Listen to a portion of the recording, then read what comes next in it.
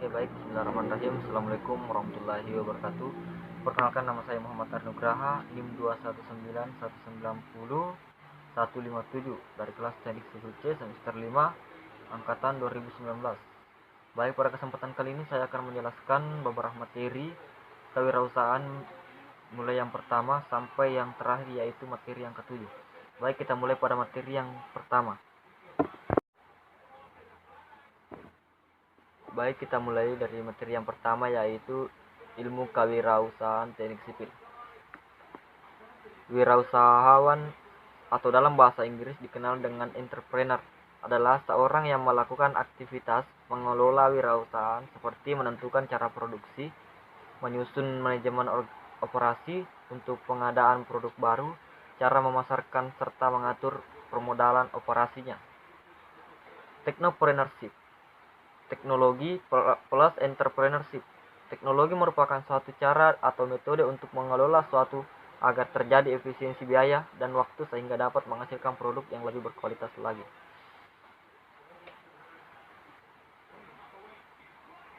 Entrepreneurship adalah proses mengorganisasi dan mengelola risiko untuk sebuah bisnis baru.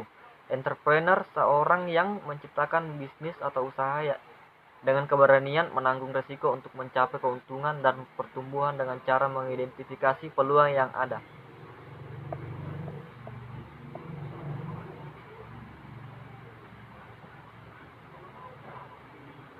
Baik, selanjutnya tokoh-tokoh entrepreneurship yaitu Bill Gates merubah dan mempopulerkan sistem komputer.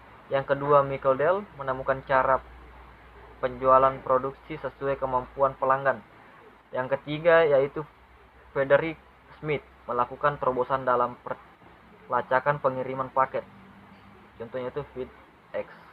Tokoh-tokoh entrepreneurship di Indonesia yaitu Ciputra, Raja Properti Indonesia. Yang kedua, Muyati, raksasa bisnis kosmetik dan obat-obatan tradisional. Yang ketiga adalah Subwikatmoto sebagai raja film Indonesia. Baik, itulah materi yang pertama. Selanjutnya kita berpindah ke materi yang kedua. Baik, selanjutnya kita beralih ke materi kedua, yaitu konsep dasar kewirausahaan. Ada 3 jenis wirausaha menurut Insinyur Ciputra. Yang pertama adalah necessity entrepreneur, yaitu menjadi wirausaha karena terpaksa dan desakan kebutuhan hidup.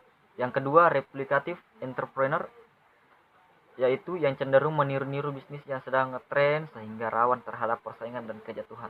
Yang ketiga adalah innovative entrepreneur, yaitu wirausaha inovatif yang terus berpikir kreatif dalam melihat peluang usaha dan meningkatkannya. Paradigmanya, para orang tua lebih cenderung mendorong anak-anaknya untuk mencari pekerjaan atau menjadi karyawan. Orang tua merasa lebih bangga, bahkan merasa terbebas bila anaknya telah selesai kuliah, mampu menjadi pegawai. Yang ketiga itu salah satu faktor lain adalah tidak ada atau sulitnya memiliki modal untuk berwirausaha. Adapun solusinya yaitu lembaga pendidikan tinggi diharapkan mampu menciptakan jiwa wirausaha sehingga mereka mampu mandiri dan menciptakan lapangan kerja. Pendidikan kewirausahaan atau entrepreneurship di Indonesia perlu ditingkatkan. Latar belakang yang perlu diperhatikan untuk berwirausaha. Yang pertama yaitu agar mampu menatap masa depan yang lebih baik.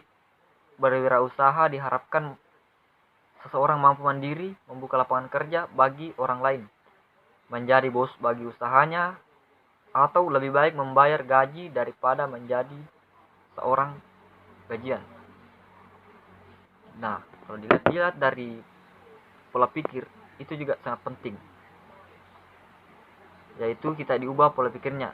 Bagaimana mengubah pola pikir baik mental maupun motivasi orang tua, dosen dan mahasiswa agar kelak anak-anaknya dibiasakan untuk menciptakan lapangan pekerjaan daripada mencari pekerjaan. Jadi, usahakan menciptakan lapangan pekerjaan daripada mencari pekerjaan. Kendala bagi seorang yang memulai berusaha. Nah, kendala yang sangat atau sering dihadapi oleh seseorang untuk memulai usaha yaitu adanya ketakutan akan rugi atau bangkrutnya usahanya. Merasa tidak memiliki masa depan yang pasti jika berwirausaha. Merasa bingung dari mana memulai usahanya, galau, dan masalah-masalah lainnya. Nah, makanya berwirausaha dengan cerdas, menggunakan prinsip pahami setiap tindakan yang dilakukan ikhlas, terencana, terkonsep dengan langkah dan strategi jitu yang sekedar iseng atau coba-coba. Peluang sukses selalu ada, kerja keras, lurus, benar, cermat, serta hemat. Baik, itulah materi kedua. Selanjutnya kita akan berpindah ke materi yang ketiga. Baik, kita akan ke materi selanjutnya, yaitu cara mendirikan usaha. Nah, untuk mendirikan usaha itu perlu cara-cara ya. Baik, yang pertama bentuk-bentuk wirausaha. Bentuk-bentuk wirausaha sendiri itu yaitu dikelola sendiri, dikelola orang lain, patungan, dan dikelola dari sendiri itu maksudnya dikelola artinya itu pengusaha memiliki modal uang dan kemampuan langsung terjun mengelola usahanya. Sementara dikelola oleh orang lain artinya pengusaha cukup menyetor uang dan pengolahan usahanya diserahkan kepada pihak lain. Bagaimana sih cara berwirausaha itu? Nah, saya akan jelaskan cara berwirausaha. Yang pertama yaitu wirausaha dapat dijalankan seseorang atau sekelompok orang. Jenis usaha yang dijalankan dapat bersifat komersial dan sosial atau kedua-duanya. Memiliki modal sekaligus menjadi pengelola. Nah, itu lebih baik. Menyetor modal dan pengelolaan ditangani oleh pihak mitra. Yang terakhir yaitu dalam bentuk saham sebagai bukti kepemilikan. Nah, dalam berwirausaha itu perlu beretika, karena itu sangat penting untuk berjalannya sebuah usaha. Nah, etika wirausaha itu secara umum yaitu sikap dan perilaku seseorang pengusaha harus mengikuti norma yang berlaku dalam suatu negara atau masyarakat. Jadi norma yang diterapkan itu tergantung dari tempat atau wilayah yang ditempati.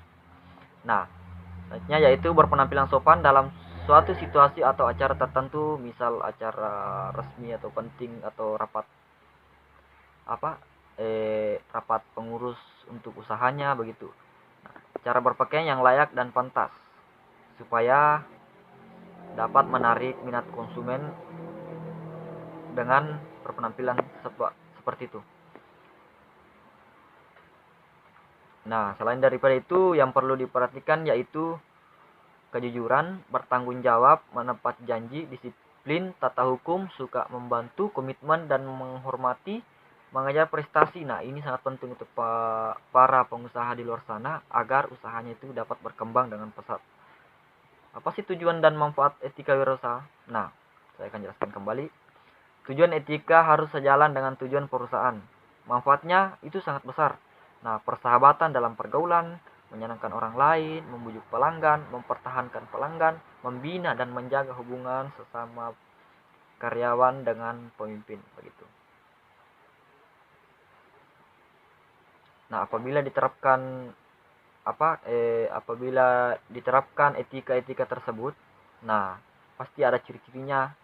Orang yang menerapkan itu pasti akan berhasil. Baik, yang pertama itu memiliki visi misi. Ciri-cirinya ya, ciri-ciri perusahaan itu untuk mau berhasil yaitu memiliki visi dan misi serta tujuan yang jelas, inisiatif dan selalu proaktif, berorientasi pada prestasi, berani mengambil resiko, kerja keras dan lain-lain. Maksudnya yang bisa memajukan perusahaan.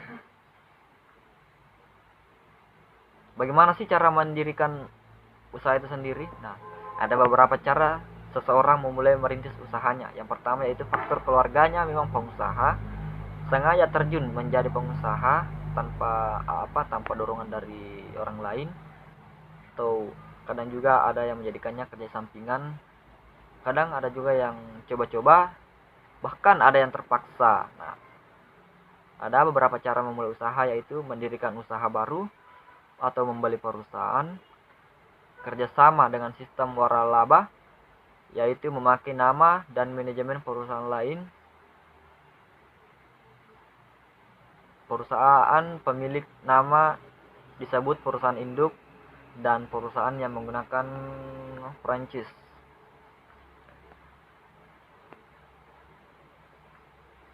Nah, jenis-jenis bidang dalam pengusaha yaitu sektor jasa, sektor industri, sektor tambang, kelautan, perikanan, percetakan, seni, sektor pariwisata, dan lain-lain.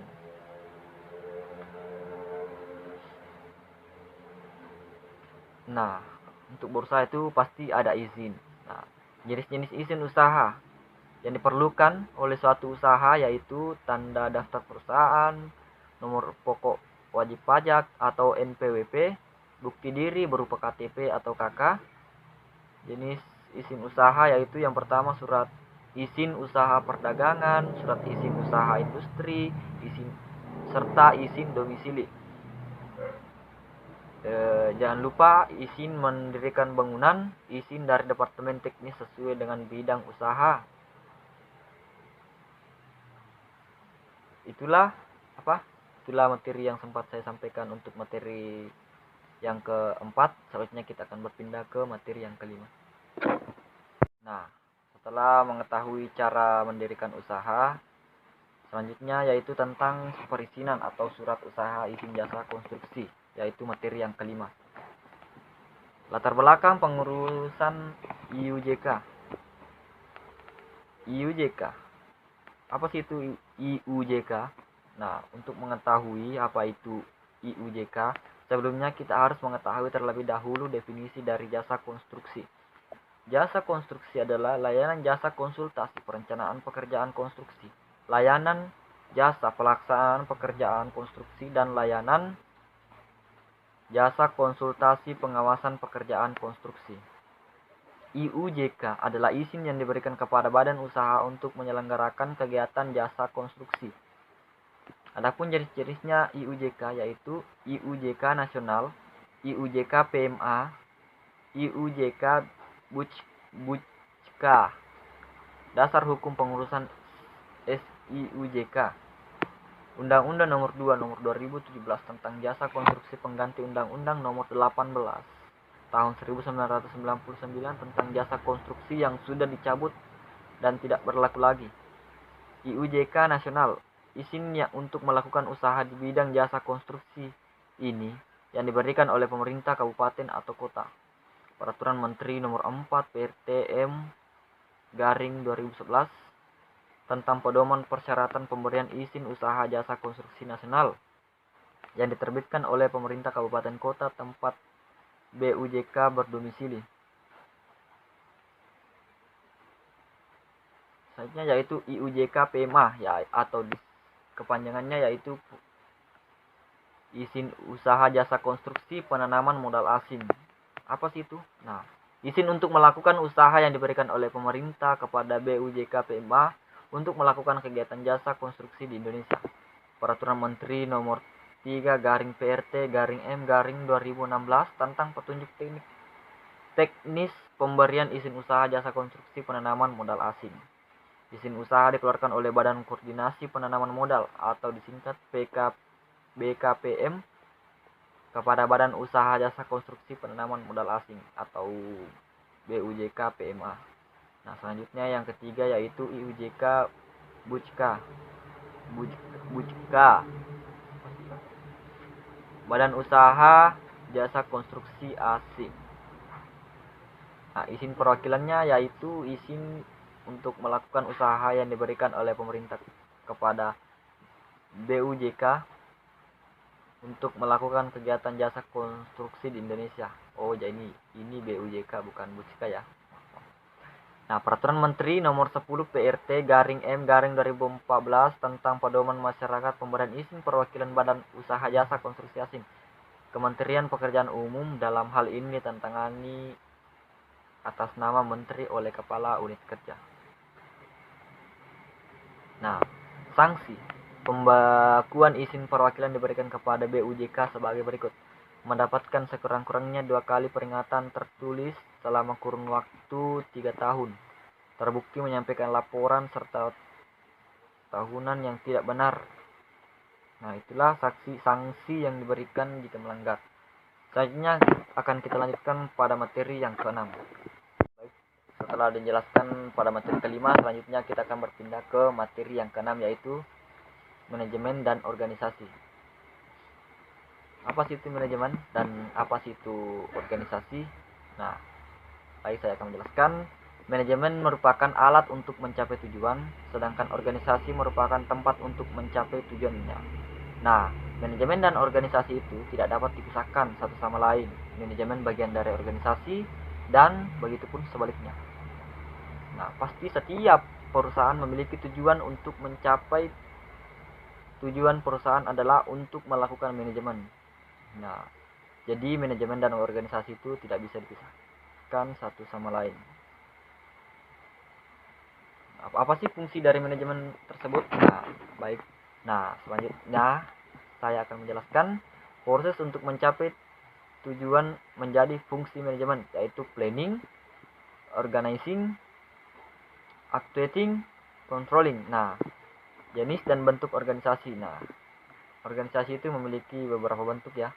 Nah, yang pertama yaitu bentuk organisasinya itu ditinjau dari jumlah pimpinan puncak. Nah, pimpinan puncak itu biasa satu orang, contohnya perusahaan perseorangan. Pimpinan puncaknya lebih dari satu orang atau dewan, misalnya perseorangan terbatas atau firma. Nah, bentuk-bentuk organisasi. Yang pertama yaitu organisasi garis atau lini, organisasi lini dan staf, organisasi fungsional. Nah, itulah bentuk organisasi berdasarkan hubungan dan wewenangnya.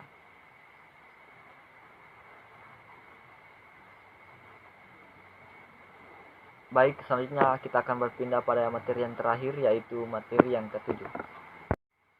Baik, setelah kita membahas pola materi yang keenam, selanjutnya kita akan beralih ke materi yang terakhir, yaitu materi ketujuh, yaitu bagaimana sih cara memperoleh modal. Karena modal ini sangat penting untuk mendirikan usaha. Bahkan semua perusahaan itu butuh modal untuk menjalankan bisnisnya tersebut. Nah, apa sih itu modal? Nah, pengertian modal itu untuk mendirikan usaha atau menjalankan suatu usaha perlukan sejumlah modal atau uang dan tenaga keahlian. Nah, modal dalam bentuk uang diperlukan untuk membiayai segala keperluan usaha seperti biaya prainvestasi, pengurusan izin, biaya investasi untuk pembelian aktiva tetap, sampai modal kerja. Modal keahlian adalah keahlian dan kemampuan seseorang untuk mengelola atau menjalankan suatu usaha. Besarnya modal yang diperlukan tergantung dari jenis usaha yang akan digarap. Perhitungan terhadap besarnya kebutuhan usaha dilakukan sebelum usaha tersebut dilakukan. Perlu dilakukan proses seleksi karyawan. Berapa sih jenis-jenis modal usaha? Nah, ada dua jenis modal usaha. Yang pertama modal investasi, modal kerja. Nah, modal investasi digunakan untuk jangka panjang dan dapat digunakan berulang-ulang, biasanya umurnya lebih dari 1 tahun. Nah, sedangkan modal kerja digunakan untuk jangka pendek dan beberapa kali pakai dalam satu produksi. Nah, pasti bertanya-tanya, dari mana sih sumber modal itu? Nah, sumber modal itu dibagi dari sumber-sumber itu terdapat beberapa sumber-sumber, yaitu modal sendiri atau modal dari pemilik usaha, modal asing yaitu modal dari luar perusahaan. Nah, ada juga sumber modal itu dari pembiayaan. Suatu usaha dapat diperoleh secara gabungan, modal sendiri dengan modal pinjaman. Nah, apa sih itu pengertian modal sendiri? Ya, modal sendiri adalah modal yang diperoleh dari pemilik perusahaan dengan cara mengeluarkan saham. Dan ada pula itu sumber modal itu dari modal asing atau pinjaman.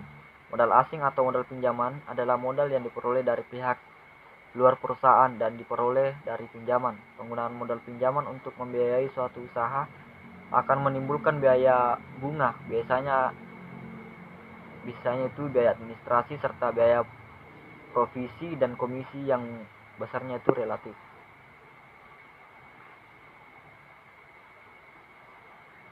Selanjutnya itu kelebihan dan kekurangan suatu modal. Nah, kelebihan suatu modal.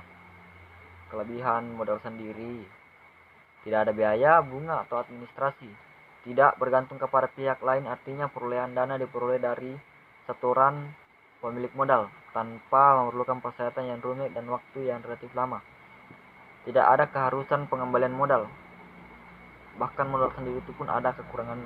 Modal sendiri itu ada kekurangannya, yaitu jumlahnya terbatas, perolehan relatif lebih sulit, dan kurang motivasi.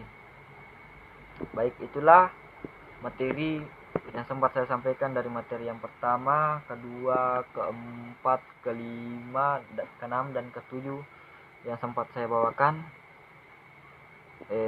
Kurang lebihnya mohon dimaafkan. Assalamualaikum warahmatullahi wabarakatuh.